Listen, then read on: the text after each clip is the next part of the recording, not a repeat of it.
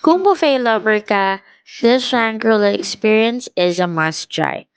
Hi guys, this is the part 2 of our Shangri-La Hotel vlog, and this time we're focusing on one of the highlights of our stay, the buffet experience.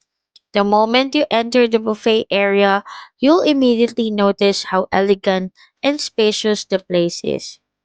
Very relaxing yung ambience, well lit and beautifully arranged yung food stations, making the whole dining experience feel extra special even before you start eating. Talagang mapapa-excite ka agad to explore every station. What we really love is the wide variety of cuisines they offer. They have different Asian specialties, Western comfort food favorite, freshly prepared seafood, carving station, grilled selection, pasta dishes, soup, salad, and so many premium main courses to choose from. Each station is organized and complete, so whether you're craving for something savory, something light, or something indulgent, you'll definitely find something that matches your mood.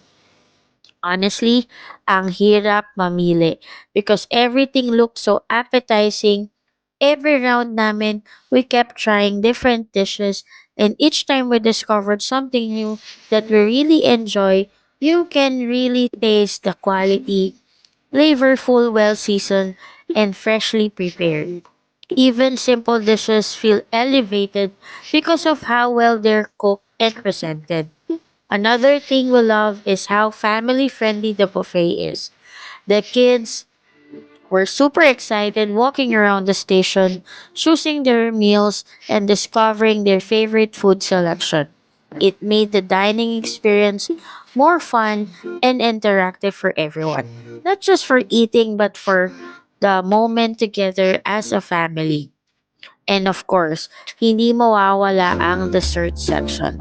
Cakes, pastries, sweets, and different treats that are perfect to end the meal.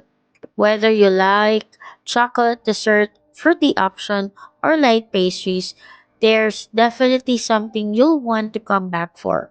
Honestly, this one of those buffet where you wish you had more time and more space to try everything overall. The Shangri-La buffet experience is not just about eating.